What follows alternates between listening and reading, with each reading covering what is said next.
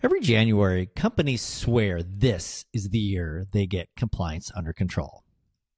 And by March, policies are stale, evidence is outdated, and everyone's hoping nothing goes wrong. That's the problem, that most organizations that we work with don't have compliance readiness, so we get them prepared.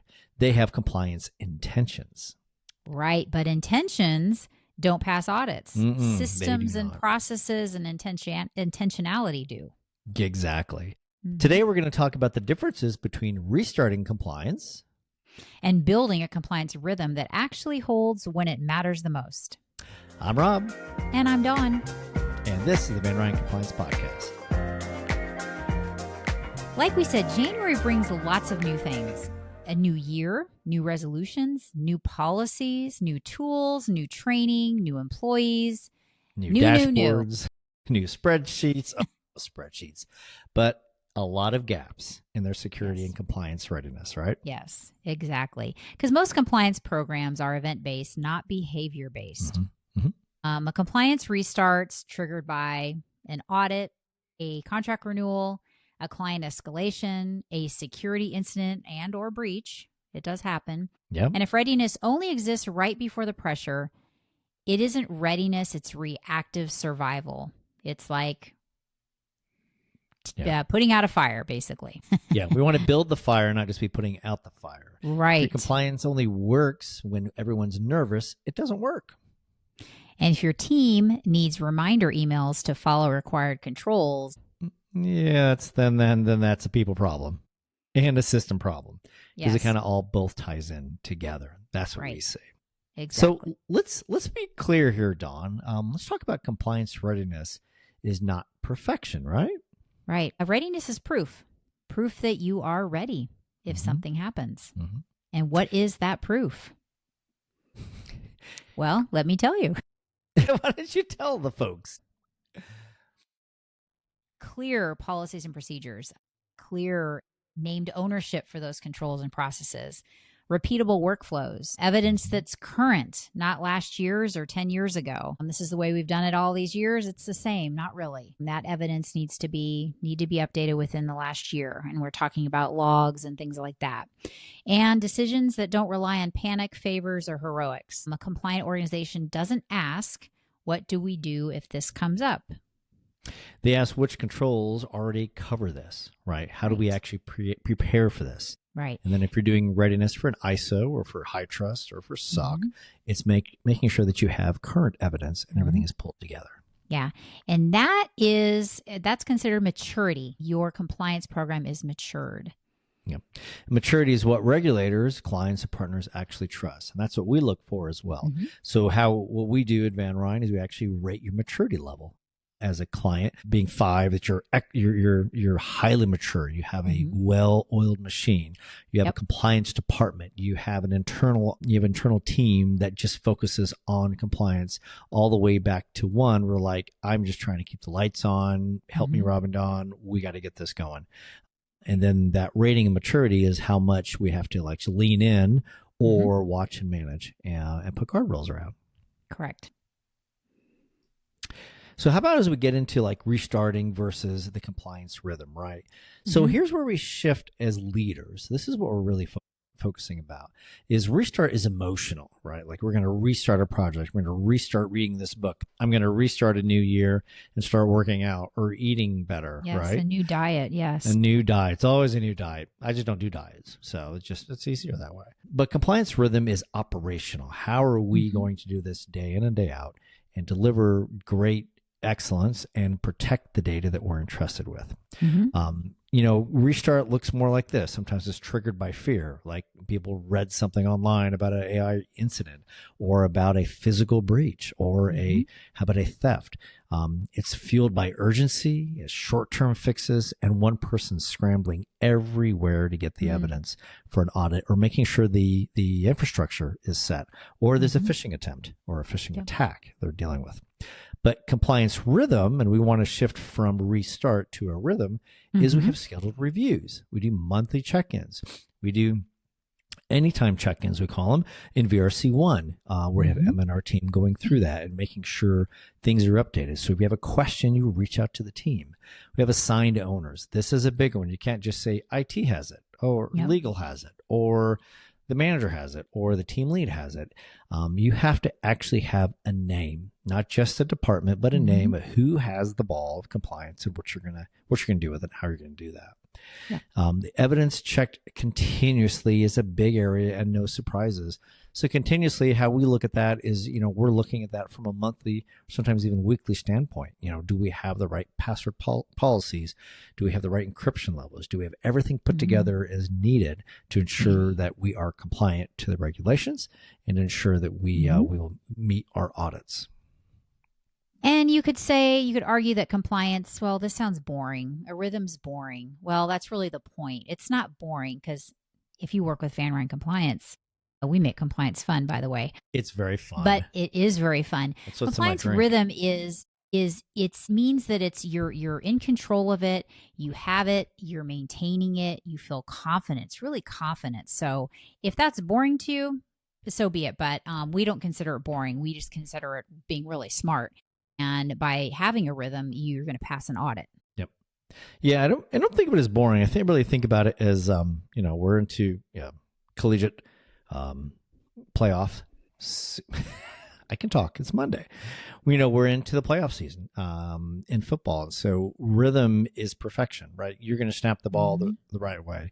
You're going to go ahead and you're going to run that play that you've run 1,000 times. You're going to run 1,001 times, and you're going to continue with that. And so that's what we look at compliance. What's our audit rhythm? What's our review of everything we need to do and keep things going? There was weekly operational control check-ins. We have a weekly meeting here, staff meeting at Van Ryn. We look internally how the business is working and how we're working with our clients. And that's what you need to do as well, is look like, where are we with our technologies? Where are we with our controls? And that ties into from weekly, then that goes into monthly. We do those monthly risk and issue reviews, and then moving that into quarterly, and then quarterly into annually. So, you can't eat the elephant all at once, right? But if you can take that elephant and you can break that up into little pieces from weekly, monthly, quarterly to annually, it's a lot easier. And then it's more successful, and you're not just shoving stuff to an audit and getting panicked when an auditor is looking for information, or when your clients are asking you to complete a 157 question security questionnaire. Yep. Absolutely. And if all this is uneventful and you're going through and you're doing your weekly, your monthly, your quarterly, your annual, that's okay. That's the goal. You don't want surprises. And by being uneventful, that means you've been maintaining it. You know what to expect every week, month, quarter, annually. You know what policy needs to be updated. You know what control needs to be adhered to. So that's definitely the goal. Yep, that definitely is. Because we want to have that compliance readiness, right? We always want to be set and dialed in and ready to go. So if it fails, it's because leadership stopped reinforcing it. So it's important that the owners don't get vague. They don't just go off the compliance script, if you will, and making sure that they know what they're looking at. We make sure that the tools multiply, but clarity disappears, right? We need to make sure that if you're adding tools, a lot of organizations like to do this. They keep adding more tools to fix issues or problems, but make sure that it doesn't disrupt the security and the framework of the, of your business. The next piece is really looking at how do leaders, in the organization, your compliance officers, you need to continue to ask for proof, right? How are we enabling and maintaining our multi-factor authentication and our everything from disk encryption to data encryption? What does that look like? Yep. And then that one piece is, I always say this, and people always say this, we're all busy. Well, are you busy or are you actually doing anything? There are two different things. Busy or focused.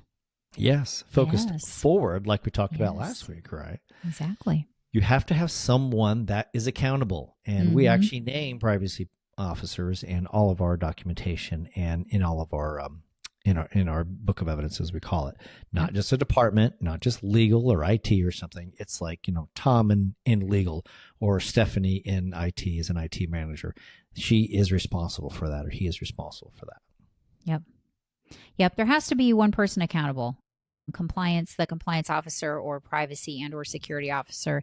Some companies have both or one, or, or there's just one person. And, hopefully there's more than one person in your compliance department, but we need to make sure that they're held accountable, and that the folks on their team that need to be assisting with maintaining compliance are also held accountable. So everyone needs to have an accountability in your compliance. And and you can't just accept, we'll fix it later.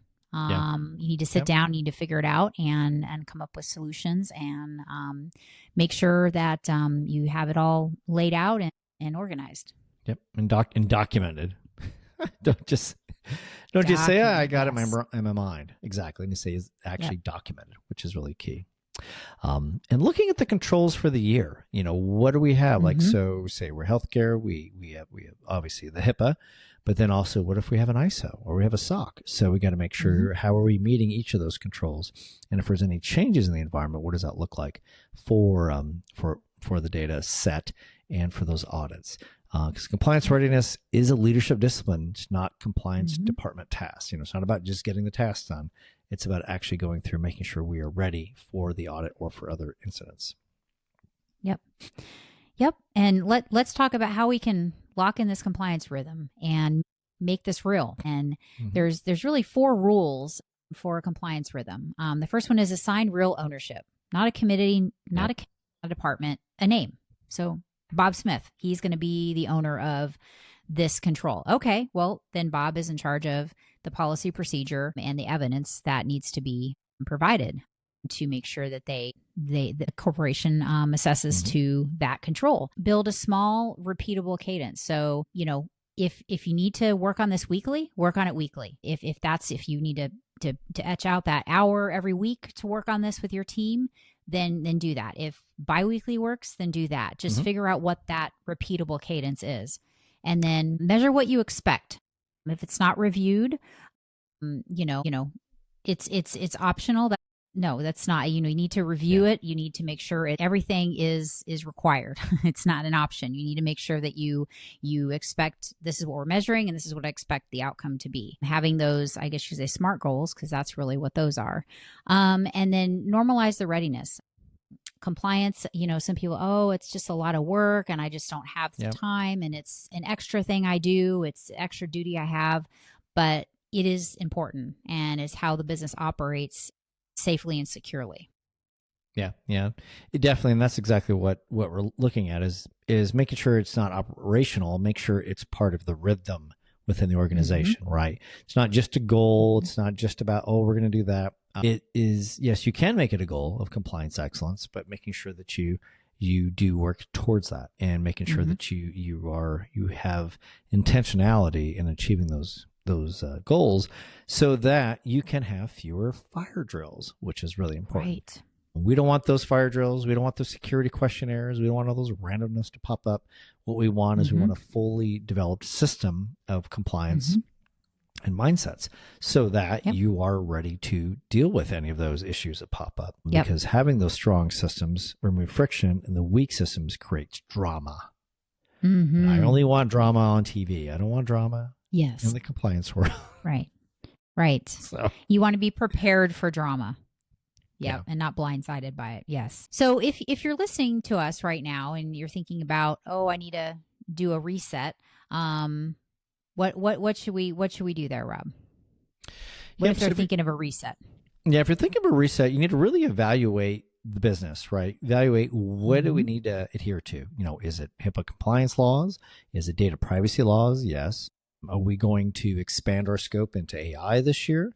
Are we going to, how are we going to enable, or how are we going to step up to different frameworks or additional frameworks? We're going to look at ISO or a SOC or even a high trust. What does that really look like?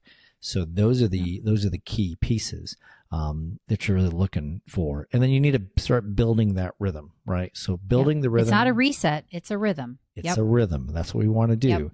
We want to go from restarting to actually going, this is a rhythm of compliance. Just like you do for, maybe you have a rhythm for reviews for your team. You have a rhythm for payroll, right? You have a rhythm for taxes. You have a rhythm for getting up, maybe working out, eating right, or whatever that looks like, and get compliance on that same scale. So that you can have a rhythm with compliance as well. Mm-hmm. Correct. Yep. Yep. And a structure, the maintenance structure, operational structure. It's built into your systems and processes on a daily basis. And meaning you don't have to work on it every day, but it's built in. So at any time, if something comes up, you already know that you have that process already in place. Yep.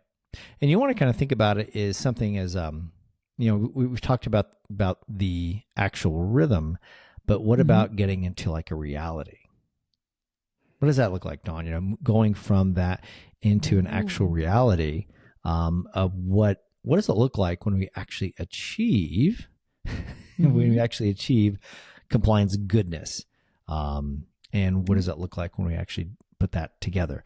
So from that is like a reality looks like when you get a security questionnaire, what it's going to look like. Everything that you're going to go through, and not having that drama from that theater into that actual compliance reality. Yep. Policies are written for auditors, not operators, right? Screenshots are already staged. We have the data, we have the information.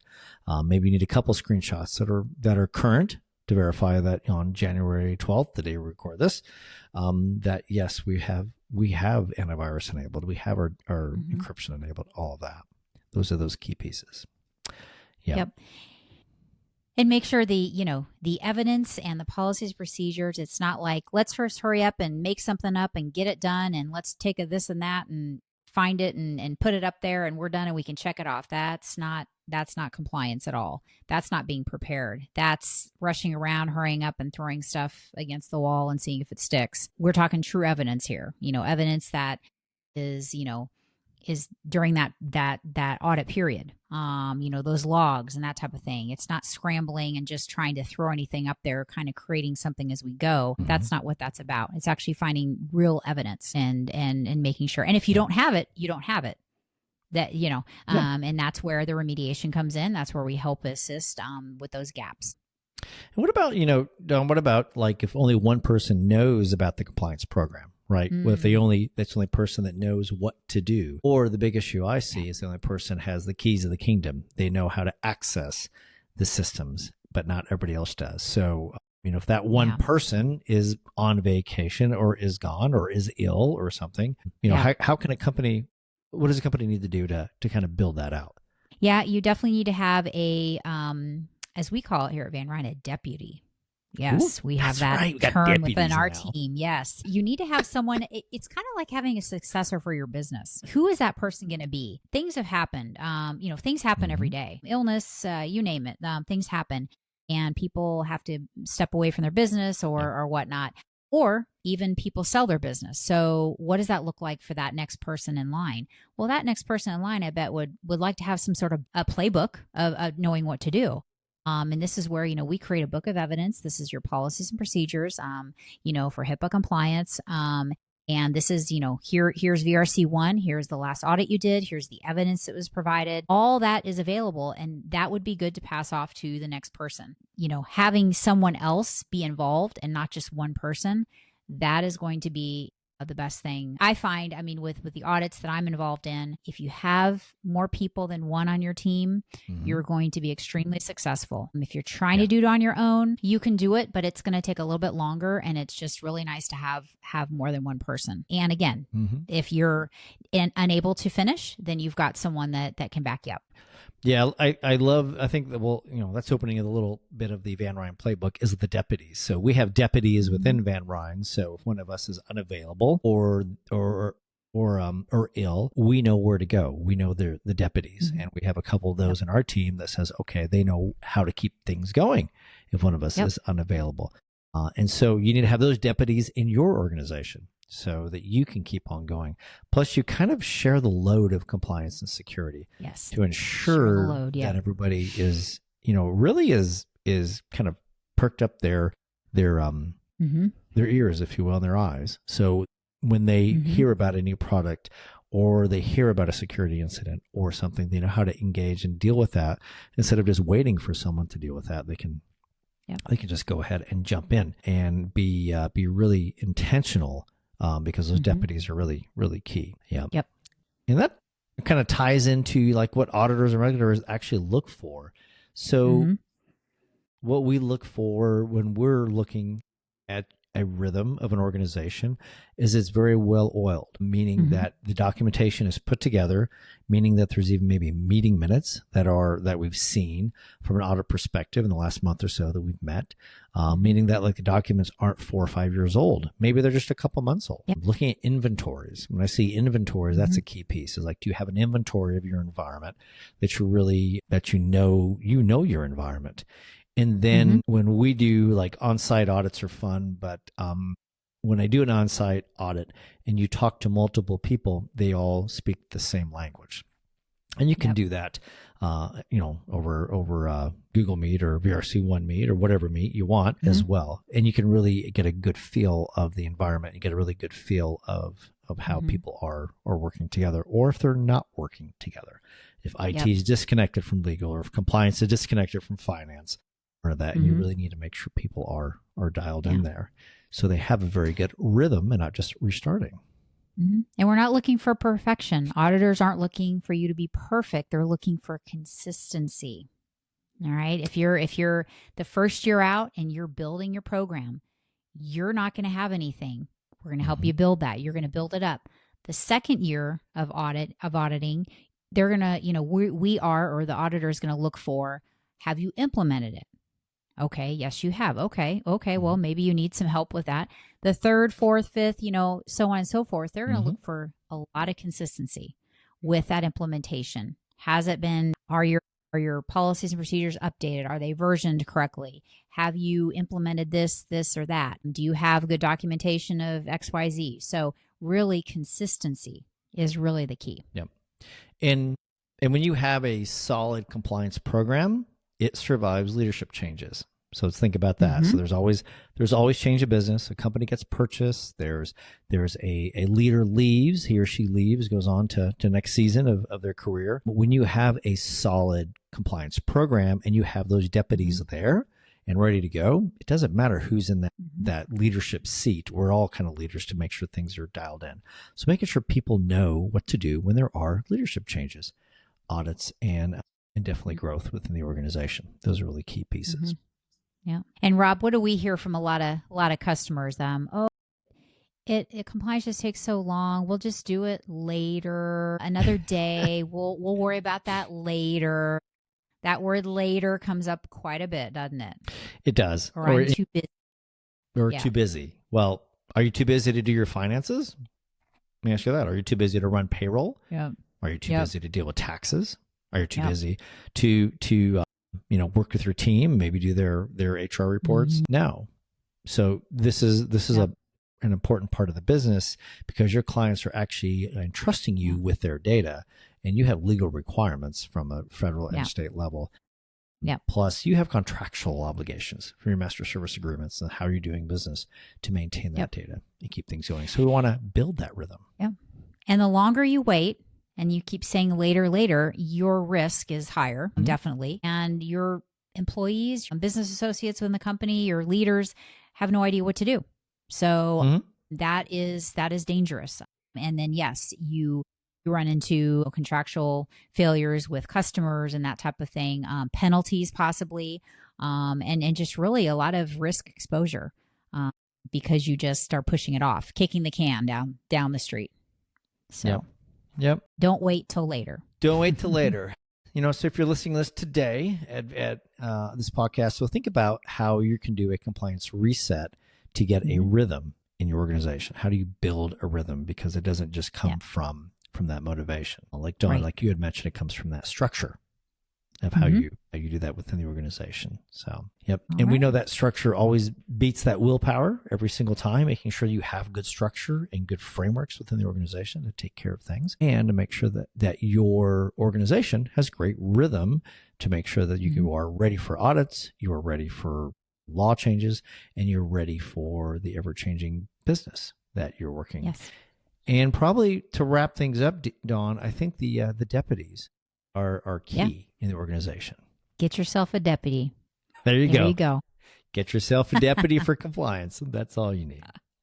Well, thank you so much for joining us. And if you like and subscribe, if you like the podcast, obviously say like. If you like, you subscribe as well to make sure that more people can hear about the podcast and hear about how we can build a rhythm in your organization.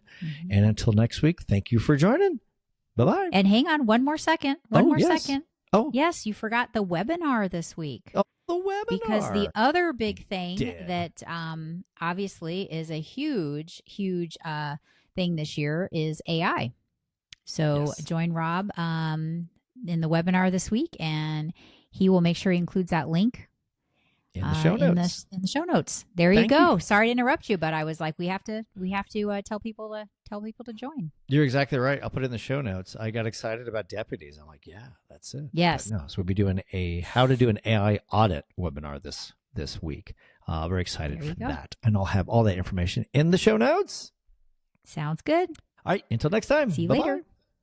Bye-bye.